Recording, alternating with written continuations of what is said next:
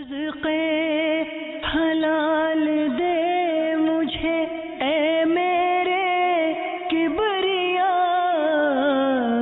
دیتا ہوں تجھ کو آستا تیرے حبیب کا، دیتا ہوں تجھ کو آستا تیرے حبیب کا۔ الحمدللہ رب العالمین والصلاة والسلام علی سید المرسلین، اما بعد فاعوذ باللہ من الشیطان الرجیم، بسم اللہ الرحمن الرحیم۔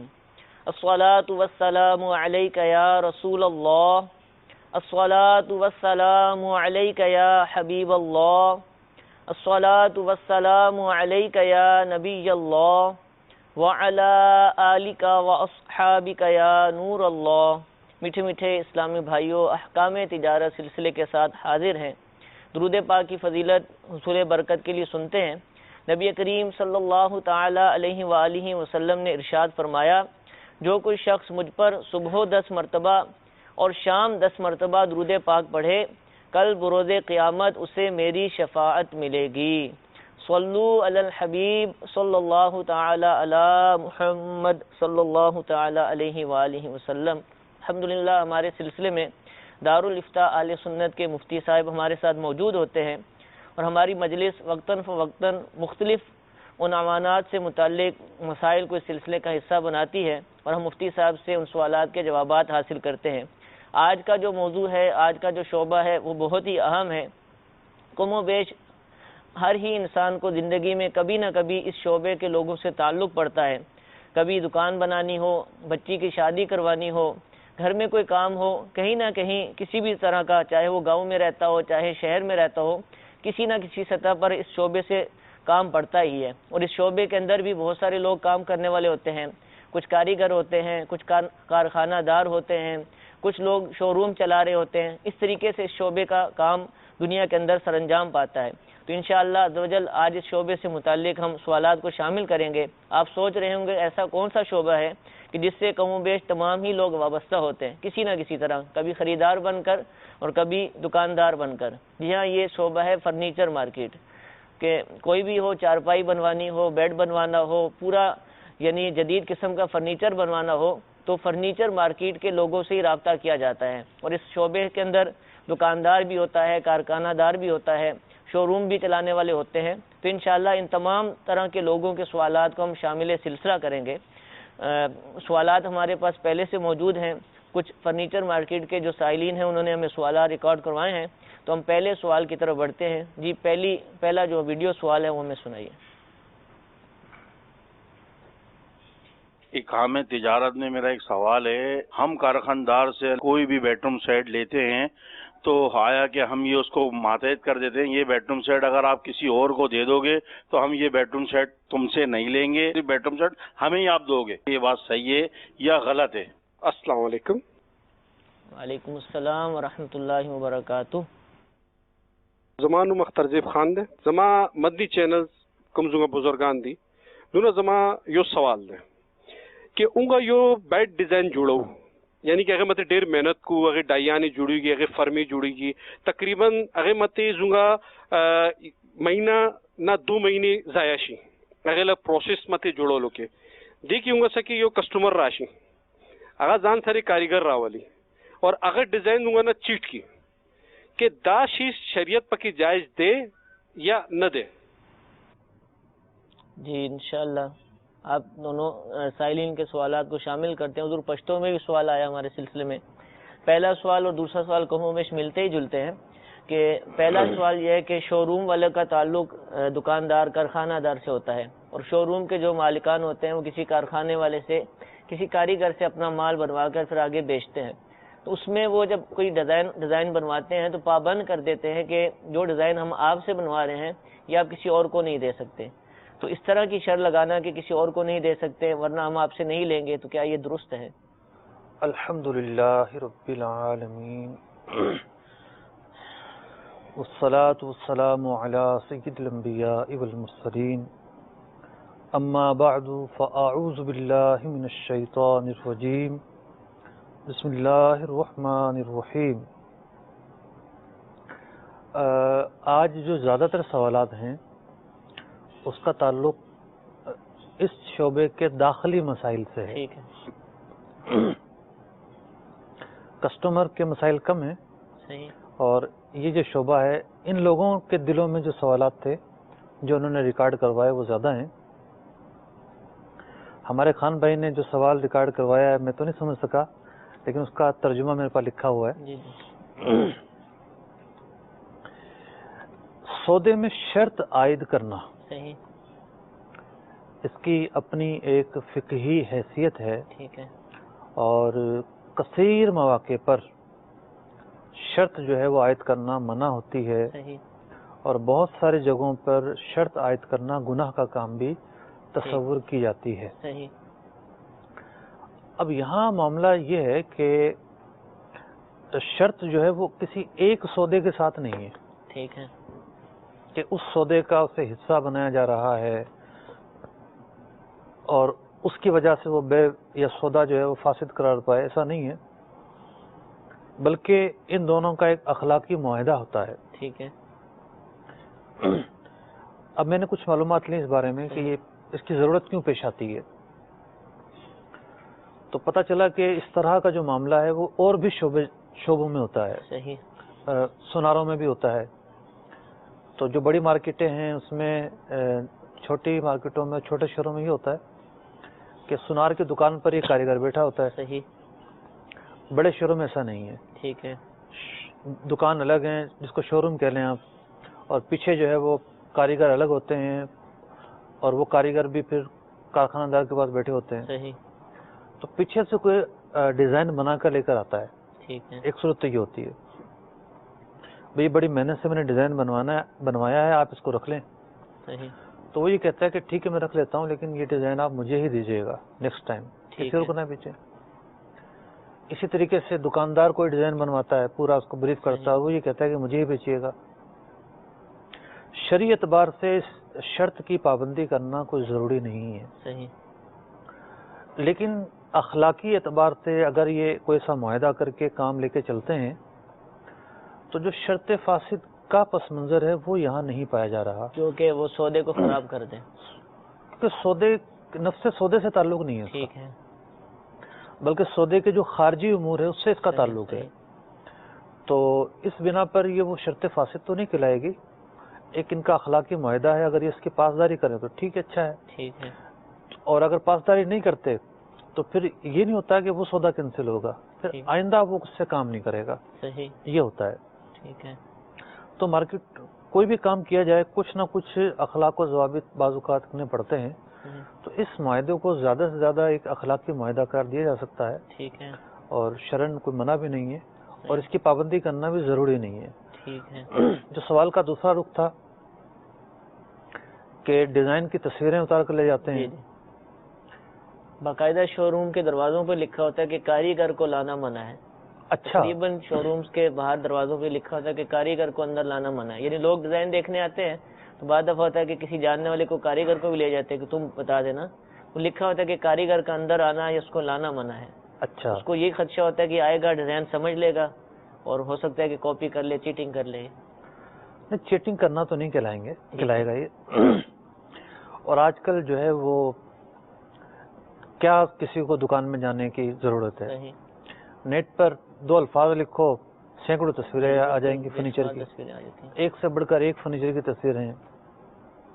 ہمارے کاریگروں کو پریشانی یہ ہوگی وہ تصویریں ایسی ہیں کہ جو فرموں پر تیار ہونے والے فرنیچر ہیں ان کی ہیں. جیسے یہ ہمارا یہ ٹیبل رکھا ہوا ہے تو جو فرمیں ہیں اس پر اس کو تیار کرنا آسان ہے. عام کارپینٹر ہاتھ سے بنائے گا تو یہ مشکل ہوگا. تو مارکیٹوں میں 2 طرح کا فرنیچر اویلیبل ہے. ایک تو وہ باہر سے آ رہا ہے دوسرا جو لوکلی بن رہا ہے. اب لوکلی بننے والا بھی 2 طرح کا ہے. ایک تو یہ کہ کسی عام کارپینٹر نے ہاتھ سے بنا دیا. دوسرا یہ ہے کہ پورے کارخانوں میں بنتا ہے. تو اصل بات یہ ہے کہ یہ لکھنا کہ کاریگر کو آنے کی اجازت نہیں ہے یہ درست نہیں ہے. ٹھیک ہے. گاہک کو پہچان نہیں ہے. وہ اپنے ساتھ کسی جانچ والے بندے کو لے کر آتا ہے. ٹھیک ہے. تو وہ بندہ اب یہ خطرہ کہ جناب وہ تصویریں لے جائے گا اور فرنیچر بنا دے گا، رزق کا کفیل اللہ ہے، بے شک، اللہ تبارک و تعالیٰ نے اپنے ذمہ لیا ہے. اور جو بازار میں جس نے دکان کھول لی تو وہ تو کمپٹیشن میں آ گیا نا. صحیح، اب یہ تھوڑی ہے کہ اس کے برابر میں کوئی دکان نہیں کھول سکتا، ٹھیک ہے، دکان سے دکان ملی ہوئی ہے. اور یہ ایک بس وسوسہ ہے کہ ہمارا ڈیزائن چوری ہو جائے گا. بالآخر ہو ہی جاتا ہے، وہ عام ہو ہی جاتا ہے، ڈیزائن عام ہو ہوتے ہیں، جاتا ہے، سبھی بالکل بنا عام ہو جاتا ہے. اس میں ٹینشن لینے کی ضرورت نہیں اگر ہے. وہ کارخانہ دار یا وہ شو روم والے ڈرتے بھی تو کاریگروں کے تو رابطے ہوتے ہیں آپس میں، آج وہ یہاں ہے کل وہاں ہے، تو وہ چیزیں عام ہو ہی دیکھیں اب جاتی تو معاملہ یہ ہے کہ کسی بھی قسم کی اہم خریداری ہو جی جی، تو جو لوگ دیکھنے آتے ہیں وہ موبائل پر تصویر لے جائیں گے کہ بھی ہم گھر والوں کو بھی دکھاتے جی ہیں، جی بالکل، تو وہ گھر والوں کو دکھائیں گے تو تصویریں تو چلے جائیں گی. ٹھیک ہے، تو اس میں سیریس نہ لیا جائے اس کو. ٹھیک ہے، ٹھیک ہے، جو تصویر لے جائے گا اس کی قسمت ہے. ٹھیک ہے، نہ کوئی شریعت روکتی ہے کہ جناب جس نے ڈیزائن بنایا ہے اس کا ڈیزائن دیکھ کر کوئی اور نہیں بنا سکتا. صحیح، بعض پروڈکٹ ایسی ہوتی ہیں جس میں کاپی رائٹ کے مسائل ہوتے ہیں. صحیح، کسی کا ڈیزائن جو ہے وہ گورنمنٹ کے پاس رجسٹر ہوتا ہے اور پھر قانون اس سے منع کرتا ہے. ٹھیک تو ہے، ہماری بحث یہاں وہ نہیں ہو رہی، وہاں تو یہ ہے کہ قانونی تقاضے پورے کرنے ہیں. لیکن جو لوکلی جو ہے وہ ایسے ڈیزائن جو رجسٹر ہی نہ ہوئے ہوں تو کوئی وجہ نہیں ہے اس بات کی کہ وہ ایک ہی کے پاس رہیں اور دوسرا اس کی تصویر نہیں لے سکتا. اچھا خان صاحب کا جو سوال کا ترجمہ لکھا ہوا ہے وہ ہمارے کے دل آزادی ہوتی ہے ہماری، اس میں اتنی محنت کی، 2 مہینے لگائے اور ایک ذہن سے سوچ کر ایک چیز بنائی، تو کچھ عرصہ تو اس کا فائدہ ہو نا کہ ہم بیچیں اور ہمیں اس کا وہ نفع حاصل ہو، تو یہ پہلو اس کو ملحوظ رکھا جائے گا. دیکھیں اس میں ایک برائی کا پہلو تو ہے کہ ایک شخص خریدار ہی نہیں ہے صحیح، اور وہ خریدار بن کر آ جائے، ٹھیک ہے، تو اب اس کا آنا، قیمتیں پوچھنا، ظاہر بات جو خریدار بن کر آئے گا تو وہ ایسے ہاتھ لگا کر تو نہیں چلا جائے گا. ٹھیک ہے، وہ سامنے والے کو پورا مطمئن کرنے کی کوشش کرے گا کہ میں ریئل گاہک ہوں، خریدنے والا، تو وہ اس کی قیمت پوچھے گا، اس کی پوچھے گا، یہ ڈیزائن پوچھے گا، وہ پوچھے گا، آخر میں بول جائے گا اچھا گھر والوں سے مشورہ کرتے ہیں. صحیح، تو اس کا یوں آنا جو ہے نا وہ ایک اس میں دھوکے کی صورت پائی جا رہی ہے، ٹھیک ہے، اور ممکن ہے وہ جب الفاظ بولے تو جھوٹ کی صورت بھی پائی جائے.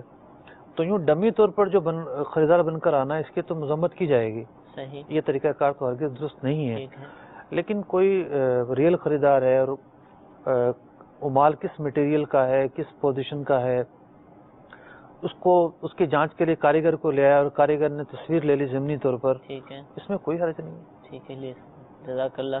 جی مزید سوالات شامل کرتے ہیں. جی اگلا ویڈیو سوال ہمیں سنائیے. میرا نام محمد راشد ہے. ہمارا کام فرنیچر پالش کا ہے. ہمارا مال شو روم پہ جاتا ہے، جب تک وہ نہیں بکتا، جب تک ہم اس کو کرتے ہیں تو ہم کو اس کی اجرت نہیں ملتی ہے. اس کے بعد جب ہمارا مال شو روم پہ سے پارٹی گھر پہ جاتا ہے تو وہاں کی ہم کو اجرت نہیں ملتی ہے. اگر پارٹی چاہے تو خوشی سے ہم کو دے دے، ورنہ ہم کو اس کی اجرت نہیں ملتی ہے. پہلی دفعہ ہم کو اجرت ملتی ہے کام کرنے کی، اس کے بعد ہم کو اجرت نہیں ملتی. میرا آپ سے سوال یہ ہے کہ اس کا حکم کیا ہے؟ جی انشاءاللہ ضرور عرض کرتے ہیں. پالش کرنے والے بھی شعبے سے متعلق ہیں اور اس میں ہوتا ہے کہ وہ جب پہلی دفعہ تیار ہوا تو اس سے معاہدہ ہو گیا کہ آپ نے یہ سیٹ پالش کرنا ہے، تو اب اس کے کچھ مراحل ہوتے ہیں. ظاہر سی بات ہے پالش کر کے وہ کچھ دن دکان پر، پھر شو روم پہ پڑا رہے گا، پھر گاہک کے گھر پر بھی جائے گا تو آنے جانے میں بھی کچھ خرابی کا اندیشہ ہوتا ہے. تو ظاہر سی بات ہے جب آخری دفعہ جہاں سیٹ کیا جائے گا تو وہاں فنش چاہیے ہوتا ہے. تو اس میں اسی حوالے سے پوچھ رہے ہیں کہ ہمیں اولاً تو رقم ہی نہیں ملتی کہ جب بکے گا تو پھر دیں گے، پھر جب دکان پر رکھیں گے تو خراشیں آئیں گی، اس کو صحیح کرنا ہے، پھر جب گاہک کے گھر پر پہنچے گا اصل جگہ پر فٹ ہو جائے گا، اس کی جو اس کی فنیشنگ کرنی ہے پھر وہ کرنی ہے. تو اجرت ایک مرتبہ دی جاتی ہے اور وہ بھی تاخیر سے. تو کیا یہ صحیح ہے ان کے ساتھ، یا ہر دفعہ کی اجرت الگ الگ دی جائے گی؟ اصل میں کچھ کام ایسے ہوتے ہیں کہ جو ٹکڑوں پر مشتمل ہوتے ہیں، صحیح، تو کئی کاموں کی ایک اجرت بھی مقرر کر دی جاتی ہے ٹھیک ہے، کہ بھئی یہ بہت سارے کام ہیں، اس کی اتنی اجرت ہے. صحیح، یہاں بھی یہ ممکن ہے ٹھیک ہے، کہ بعض لکڑیاں جیسے پنجاب وغیرہ سے بھی فرنیچر آتا ہے جی جی تو اس میں وہ وہاں سے پالش کر کے بھیجتے ہی نہیں ہیں، جی جی کورا فرنیچر ہے. کورا بھیجتے ہیں، اور پھر یا تو وہ گاہک پر ہوتا ہے کہ وہ اپنا پالش کرنے والا لے آئے یا وہ یہاں ارینج کر دیتے ہیں. جی جی تو ہوتا یہ ہے کہ اس کو پہلے ہی بول دیا پالش والے کو کہ تم نے جو پالش کرنی ہے اس کی ایک ٹچنگ بعد میں بھی آئے گی، جی جی تو وہ ٹچنگ جب گاہک کے گھر چلا جاتا ہے اس وقت آ جاتی ہے. اتنا کرنے میں تو حرج نہیں ہے. صحیح. البتہ یہاں کچھ اور بھی پہلو ہیں. صحیح. ایک تو یہ ہے کہ سب سے بہتر طریقہ تو یہ ہے اجرت کو تقسیم کر دیا جائے. ٹھیک ہے. کہ پالش کر دو آپ, یہ آپ کے پیسے, بقیہ 200 روپے آپ کو جب ملیں گے جب آپ دوسری اجرت کریں گے. اس کام کے اتنے پیسے اور وہاں جانے کے اتنے پیسے. یوں تقسیم کرنے میں جو ایک ان کے ذہن میں ایک شبہ ہے اور ایک یہ سوچ ہے کہ ان کی اجرت میں تاخیر ہو رہی ہے, یہ زائل ہو جانی چاہیے. اور ایک اور جو پہلو ہے یہاں پر قابل اعتراض, سوال میں تو کچھ واضح نہیں ہو پایا لیکن میں نے پوچھا کہ اس کا کیا پس منظر ہے کہ دکان پر بھی جتنے دن پڑا رہے گا اجرت نہیں ملے گی تو کئی دفعہ اس کو بلوا کر پالش کرواتے رہیں گے. مثال کے طور پر بکی نہیں چیز, صحیح, مہینے گزر گئے, 2 مہینے گزر گئے, وہ پرانی نظر آ رہی ہے, دوبارہ بلوائیں گے, دوبارہ پالش کروائیں گے, تو یہ چیز تو طے نہیں تھی اس میں. صحیح. تو اس طرح نہیں کروانا چاہیے. جو فٹنگ کے وقت خراشیں وغیرہ آئیں وہ تو چل جائیں گی, لیکن باقاعدہ پالش کروانا یہ صحیح نہیں ہے کیونکہ وہ اس پر ایک زیادہ کام ہے, اضافی کام ہے. تو بہتر طریقہ یہی ہے اس کو 3 حصے میں تقسیم کر دیں. مثال کے طور پر اس میں 600 روپے لینے ہیں. صحیح. تو اس کو جو ہے وہ 400 روپے پہلے کام کے دے دیے جائیں, 100 روپے دکان میں اگر کوئی کام نکلا تو دے دیے جائیں, نہیں نکلا تو نہ دیے جائیں. ٹھیک ہے. 100 روپے گھر جانے کے دے دیے جائیں. تو یوں کر کے ایک جو نزاع کی صورت ہے اور ایک جو حق تلفی کی صورت ہے وہ ختم ہو جائے گی. اچھا, گھر والوں سے مطالبہ کر سکتا ہے, دیکھیں میں نے کیا ہے, عموماً پتہ نہیں ہوتا کہ یہ ساتھ آئے گا اور کرے گا, وہ کر دیتے ہیں اس کے بعد پھر مانگتے بھی نہیں. سارے گاہک ایک جیسے نہیں ہوتے. ٹھیک ہے. جو ہزاروں روپے فرنیچر پہ خرچ کر رہا ہے وہ اس بات کا مطالبہ پہلے دن ہی کر دیتا ہے کہ ٹچنگ وچنگ بھی کرنی پڑے گی. ٹھیک ہے. جو فرنیچر چیز ایسی ہے نا کہ چڑھنے اترنے میں کہیں نہ کہیں ٹچ لگ جاتا ہے. اب ایک جگہ بھی جو ہے وہ خراش آ گئی تو وہ بدنمائی اس کے اندر ہو جائے گی. ٹھیک ہے. تو وہ پہلے سے انڈرسٹوڈ ہوتا ہے کہ یہ آ کر کے دیں گے. بعض اوقات تو وہ سیٹ کرنے بھی آ جاتے ہیں. ٹھیک ہے. ہاں یہ الگ ہے کہ دکاندار پہلے سے یہ مطالبہ کر دے, اگر میں اپنا بندہ بھیجوں گا سیٹ کرنے کے لیے تو اتنے پیسے زیادہ لوں گا. ٹھیک ہے. یہ ممکن ہے. جزاک اللہ. جی اگلا سوال سنائیے. السلام علیکم. وعلیکم السلام ورحمۃ اللہ وبرکاتہ. میرا نام غلام مرتضیٰ بیگ ہے اور میرا مفتی صاحب سے یہ سوال ہے کہ ہم مزدوری پہ کام کرتے ہیں سیٹھ صاحب کے پاس اپنے کارخاندار کے, تو اس میں جو ہمارا کام ہے اس میں رد و بدل ہو جاتی ہے اور کام میں اضافہ ہو جاتا ہے, اور اس کی وہ مزدوری سے جو ہے ہم بحث کر کے بھی لے نہیں پاتے ہیں, تو اس کا کیا حکم ہے؟ جی انشاءاللہ عرض کرتے ہیں حضور. یہ کارخانے داروں کے ساتھ بھی ہوتا ہے اور گھر میں کسی کام کرنے آئے دکان میں آفس میں, تو پہلے طے ہوا کہ ایسا ایسا بنانا ہے, پھر کام جب ہونا شروع ہوا تو ذہن میں آیا کہ یہ تبدیلی بھی آ جائے, یہ دراز لگ جائے, یہ لاک لگ جائے, تو اب یہ کام میں اضافہ ہو گیا لیکن اجرت میں اضافہ نہیں ہوتا, تو ایسا کرنا درست ہے؟ یہ جو جتنے بھی میکنگ کے کام ہیں نا ان کے اندر یہ چیز تو ہے. ٹھیک ہے. کہ ایک بندے کے ذہن میں ایک آئیڈیا ہوتا ہے کہ اس طرح کی میں نے الماری بنوانی ہے. صحیح. جب وہ بن جاتی ہے تو پھر اس کے ذہن میں 2-3 چیزیں اور آ جاتی ہیں. ٹھیک ہے. تو اب خاص طور پر جو بنوانے والے ہوتے ہیں, جو گاہک ہوتے ہیں, ان کے اندر پایا جانے والا ایک عام عیب ہے کہ وہ ہزاروں کیا لاکھوں روپے میٹیریل پہ خرچ کر دیں گے. صحیح. اور اگر مزدور یہ کہہ دے گا, کارپینٹر ہے یا کاریگر ہے, کہ جناب آپ نے تو یہ کام طے کیا تھا ہمارے ساتھ اور یہ کام آپ بڑھوا رہے ہیں, ٹھیک ہے, اس کے تھوڑے پیسے آپ زیادہ دیں ہمیں, اس پر ضد ہوگی, بحث ہوگی, بہت سارے معاملات ہوں گے. ٹھیک ہے. تو شرعی ضابطہ یہی ہے کہ جس سے جتنا کام آپ نے طے کیا ہے وہ اتنے ہی کام کرنے کا پابند ہے, اور اس کو جو اجرت طے ہوئی ہے وہ ملے گی. صحیح. جب کام بڑھوایا جا رہا ہے تو پھر اس کی الگ سے اجرت طے کریں. ٹھیک ہے. اور پھر یہ ہوتا ہے کہ ایسا نہیں ہوتا کہ ایک شخص جو ہے وہ دراز کا اضافہ کروانا چاہ رہا ہے جی جی تو وہ 5000 روپے مانگ لے گا. تو دوسرا بھی خیال کرے گا کہ نہیں میں نے اس کا ہزاروں روپے کا یا لاکھوں کا کام کیا ہے, اب دراز کا اضافہ کرنا ہے تو چلو میں تھوڑے سے پیسے مانگ لوں. ٹھیک ہے. تو وہ بھی کوئی زیادہ نہیں مانگتا. لیکن یہ ہے کہ جب کام اس کا آپ نے بڑھوایا ہے تو کام بڑھوانے کی وجہ سے لازمی طور پر اس کو اس سے پوچھ کر بڑھوایا جائے گا کہ بھئی یہ کام بھی کروانا ہے, بتاؤ آپ کر دو گے یا نہیں. ٹھیک ہے. اور اس کی کیا مزدوری لوگ صحیح. پھر طے کر کے اضافہ کروا لیا جائے. ٹھیک. اچھا یہ پہلے تو ایک کام طے ہوا, اب کام بڑھوانا ہے, تو اس کو بول دیا یہ کر دو. اب وہ بھی طے نہیں کر رہا کہ مجھ سے مزید میں اس سے کتنے لوں گا اور یہ بھی کہتا ہے کر دو, تو کیا یہ طریقہ صحیح ہے؟ پہلے طے ہونا ضروری ہے. کر دو جب بولا جا رہا ہے اسی وقت ریٹ بھی طے ہو جائے. ٹھیک ہے کہ اس کے کتنے پیسے لوگ ہیں. ٹھیک ہے. ورنہ پھر جو ہے وہ نزاع کی صورت بنتی ہے. ایک کہتا ہے کہ نہیں یہ تو زیادہ ہے, دوسرا کہتا ہے نہیں کم ہے, اور کام ہو چکا ہوتا ہے. محنت کرنے والے کی تو محنت ہو چکی ہوتی ہے صحیح, اور پھر کوئی واپسی کی صورت بھی نہیں ہوتی. تو یہ نہیں ہونا چاہیے. ٹھیک ہے, پہلے طے کرنا ضروری ہے. جی مزید کالز کو سوالات کو شامل سلسلہ کرتے ہیں. جی اگلا ویڈیو سوال سنائیے.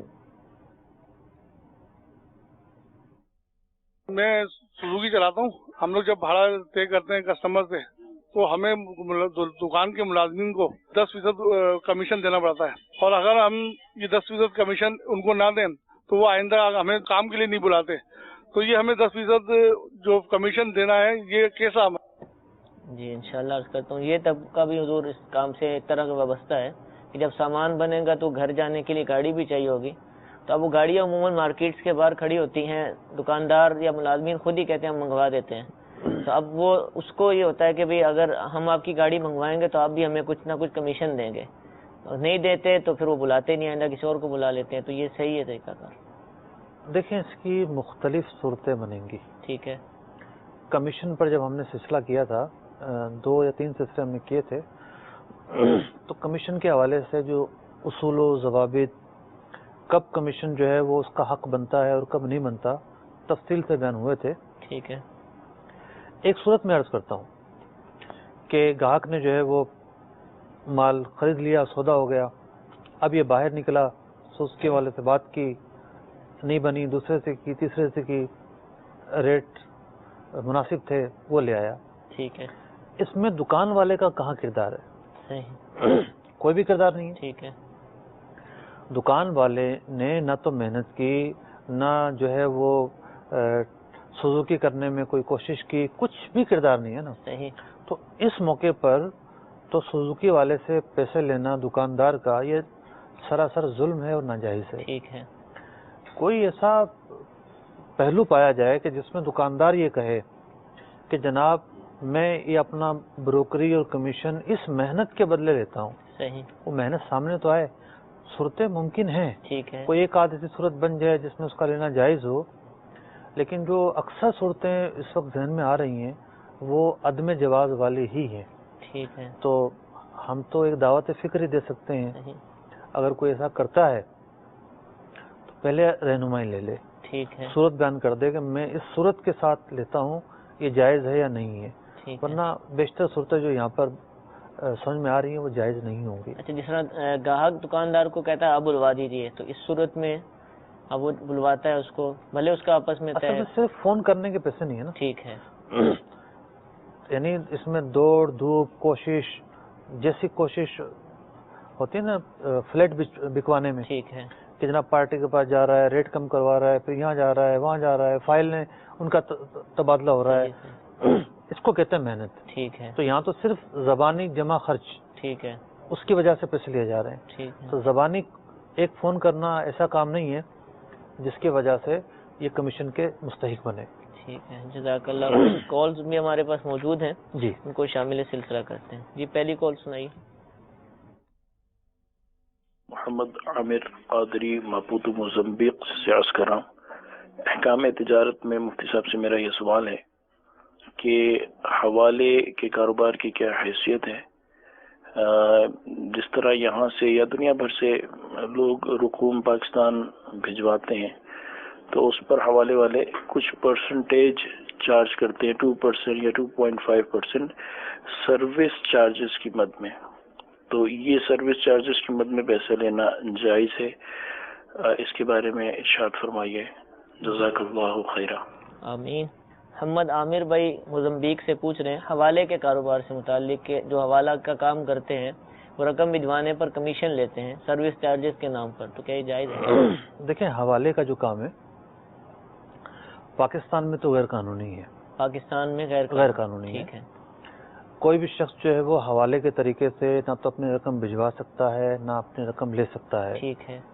یہی وجہ ہے کہ ہمارے ایئرپورٹس کے اوپر ایک مقدار مقرر ہے کہ اس سے زیادہ کوئی پیسے نہیں لے کے جا سکتا. ٹھیک ہے. تو جب یہ کام غیر قانونی ہے، ذلت کا اندیشہ ہے اور ذلت ملتی ہے. ہم آئے دن اخباروں میں پڑھتے ہیں کہ جناب حوالے کا کام کرنے والوں پر چھاپے پڑ رہے ہیں، انہیں پکڑا جا رہا ہے، جیل میں بھیجا جا رہا ہے. تو کوئی بھی ایسا کام جو قانونی طور پر جرم ہو، شرعی اعتبار سے بھی اس سے بچنا واجب ہوتا ہے، جبکہ وہ شریعت سے نہ ٹکراتا ہو. تو حکومت اس بات کا اختیار رکھتی ہے کہ وہ حوالے کام سے روک دے. اس میں شریعت سے ٹکراؤ کی کوئی وجہ نہیں پائی جا رہی، ویسا اختیار رکھتی ہے، روک سکتی ہے. تو جب یہ کام غیر قانونی ہے تو اس کام کو اب شرعاً بھی ناجائز کہا جائے گا. لیکن جو بعض ممالک ہیں ان میں یہ کام غیر قانونی نہیں ہوتا. جیسے ممکن امارات کے اندر یہ غیر قانونی نہ ہو، انفارمیشن تو نہیں ہے، لیکن سنا یہ ہے کہ وہاں یہ کھلا کام ہے. ہانگ کانگ کا سنا ہے کہ اسپیکر. تو اب جن ممالک کے اندر یہ غیر قانونی نہیں ہے، میں صرف ایک دو باتیں ہی اس پر عرض کروں گا کہ اس کام کے اندر بہت ساری صورتیں ایسی ہیں جو سودی معاملات پر مشتمل ہوتی ہیں. اچھا، یہ پیسے بھیجنے کے اندر بہت ساری صورتیں ایسی ہیں. جیسے مثال کے طور پر اس نے کہا کہ جی مجھے چائنا پیسے بھیجنے ہیں، کیا ریٹ ہے؟ یہ ریٹ ہے. اچھا تو میری پارٹی کو بھیج دو، میں تمہیں ایک ہفتے بعد دے دوں گا. ٹھیک ہے. نہ حوالے والے نے اس کو پیسے دیے، صحیح، اور نہ اس نے پاکستانی روپیز اس کو دیے. ٹھیک ہے. دونوں طرف سے ادھار ہے. صحیح. اور یہ سودا ہو گیا. ٹھیک. تو یہ سودی صورت ہے. ٹھیک. تو یوں بہت ساری صورتیں اس کام میں وہ ہیں جو سود پر مشتمل ہے. صحیح. بہت ساری صورتوں میں سود تو نہیں ہے، لیکن اگر قانون روکتا ہے تو پھر جائز نہیں ہوگا. اچھا، جہاں سود بھی نہیں ہے اور قانون بھی نہیں روکتا تو اب جو یہ سروس چارجز لیتے ہیں یہ درست ہوں گے؟ دیکھیں، جو صورت سودی ہے نا، ٹھیک ہے، یہ اس کو بھی یہی کہیں گے کہ سروس چارجز لے رہے ہیں. اچھا ٹھیک ہے. مسئلہ مسئلہ ہے ذہن سازی کا کہ ان سے پورا پوچھا جائے کہ جناب صورت کیا ہے، اور پھر ہم جواب دیں متعین طور پر یہ صورت سودی ہے اور یہ جائز اور ہے یہ صورت سودی نہیں ہے. ٹھیک ہے. تو یہ ضروری ہے. ٹھیک ہے، مطلقاً جواب پورا دیں. ایک فیلڈ ہے، پتہ نہیں، یعنی جو لین دین ہے اس کی درجنوں طریقے ہیں اس فیلڈ کے اندر. صحیح. تو کسی ایک جو ہے جنبش قلم سے جائز یا ناجائز نہیں کہا جا سکتا. اتنا ضرور میں نے کہا ہے، ایک تو قانونی پہلو ہے، ٹھیک ہے، اس کے پیش نظر کہا ہے، اور دوسرا جو بہت سارے صورتوں میں سود پایا جاتا ہے، صحیح، یہ انہیں ایک انفارم کر دیا ہے. اب آگے کے جو معاملات ہیں وہ تفصیل آنے کے بعد ہی ہو سکتے ہیں. ٹھیک ہے، جزاک اللہ. جی، مزید سوالات کو شامل کرتے ہیں. اگلا سوال سنائیں.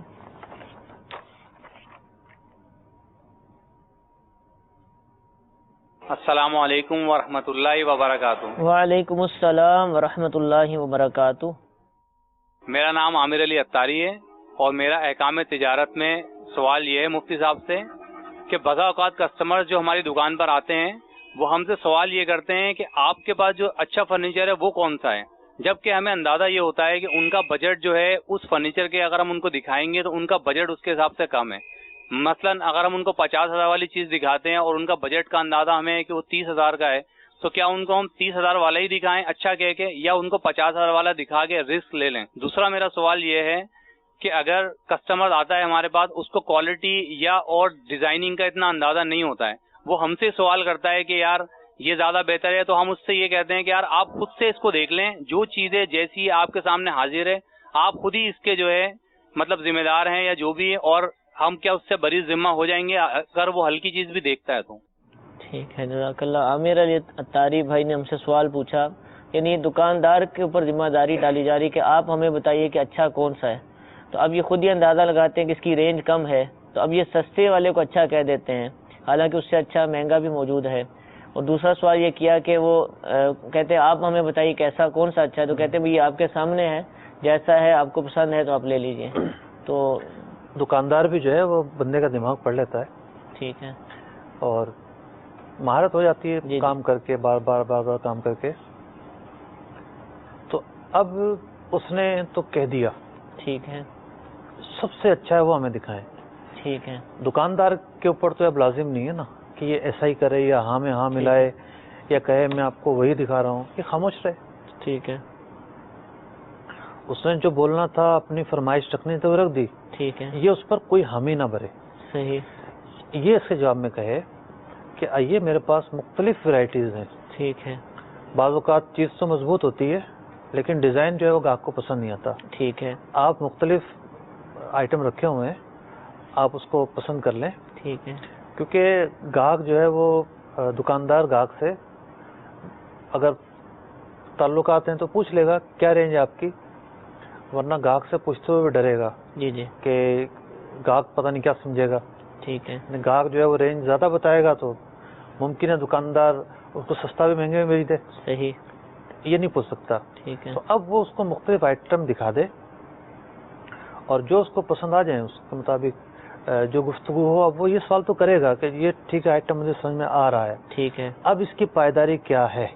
صحیح. تو اب دکاندار پر یہ لازم ہے کہ وہ اس کو ذرا کھول کر بیان کرے. ٹھیک ہے. کہ بھئی اس کی جو فرنیچر ہے یہ کس شیپ کا فرنیچر ہے. ٹھیک ہے. یہ پورا جو ہے وہ لکڑی سے بنا ہوا میٹیریل کون ہے سا لگا اس میں, یا اس میں پھٹیاں لگی ہوئی ہیں. ٹھیک ہے. یا اس کا جو کپڑا ہے وہ پرانا ہے, آگے سے تو نیا ہے, پیچھے سے سستا نیا ہے. کشن والے صوفے بیڈ ہوتے ہیں ان کے کریٹ جی. کس لکڑی کے ہیں, جی یہ واضح کرنا ضروری ہوتا ہے. کریٹ تو سارے صوفے میں لگاتے ہیں لوگ. جی جی. کریٹ ہوتا ہے لیکن اس میں لکڑی مختلف ہوتی ہے, تو اب لکڑی کون سی لگائی ہے تو یہ تو دیکھو بتانا پڑے گا. شخص اتنے سارے پیسے خرچ کر رہا ہے تو اس کو تو بتایا جائے گا. اور خاص طور پر جب وہ یہ سوال ڈال دے کہ بھئی آپ مجھے بتائیں یہ ہے کیسا. ٹھیک ہے. تو بتانا پڑے گا. ہاں اگر دکاندار واقعی یہ کہتا ہے کہ بھئی یہ جیسا بھی ہے, ٹوٹے پھوٹے خراب ہو, اندر سے کچرا نکلے, یہ میرا اس سے کوئی تعلق نہیں, دیکھ کے لے لو.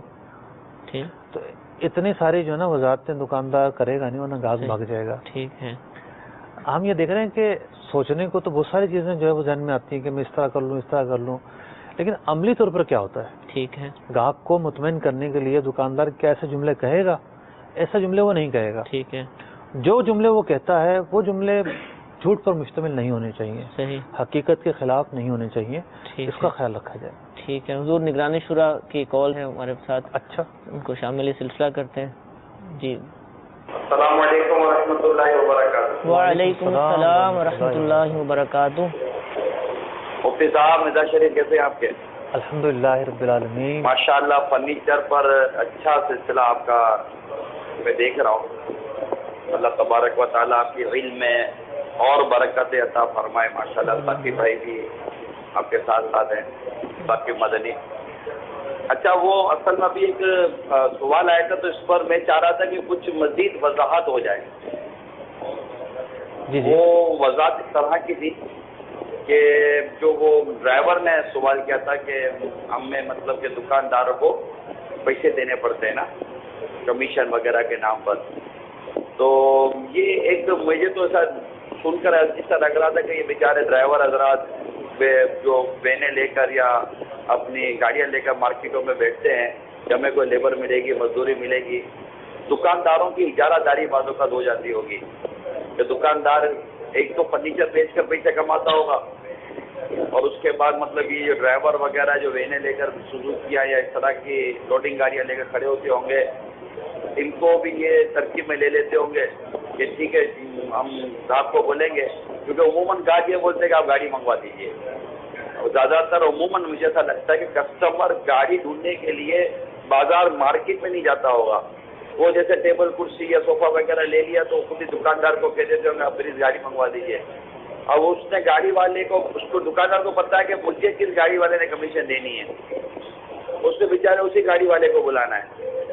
اب مسئلہ یہ کہ گاڑی والے کو کمیشن دینی ہے, مثال کے طور پر کہ کرایہ بنتا ہے 1000 روپیہ اور 200 روپیہ گاڑی والے کو دینی ہے دکاندار کو کمیشن.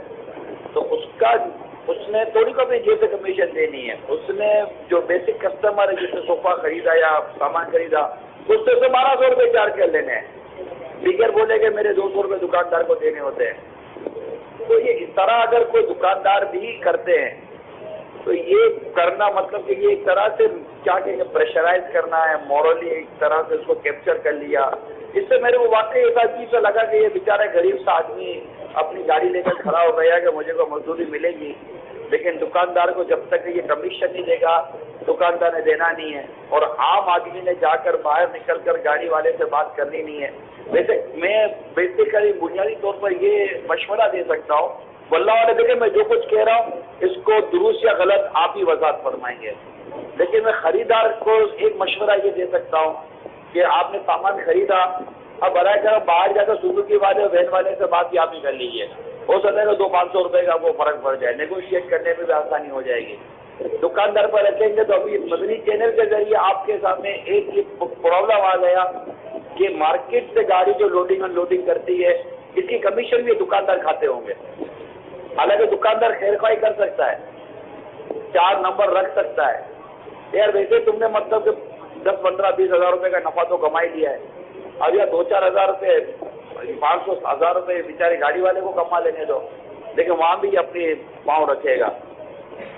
پھر یہ بولیں گے ہم نے ہمارے گھر دکان کے باہر ان کو پارکنگ دے رکھی ہے تو ہم پارکنگ کے پیسے، یہ بھی ہو سکتا ہے کہ کوئی دکاندار بولے گا کہ میری دکان کے باہر ہمیں اس کو پارکنگ کی جگہ دے رکھی ہے، یہ ہماری جگہ گھیرتا ہے، تو اس طرح کی چیزیں کریں گے۔ تو چند ایک ایسے خیالات میرے ذہن میں آ رہے تھے، میں نے کہا چلے حاضری بھی ہو جائے گی، کچھ سوال بھی ہو جائے گا، میرے علم میں بھی اضافہ ہوگا، ہو سکتا ہے کہ خیر خواہی امت کا بھی کوئی کام ہو جائے، واللہ عالم۔ میں مخل ہوا، بہت بہت معذرت۔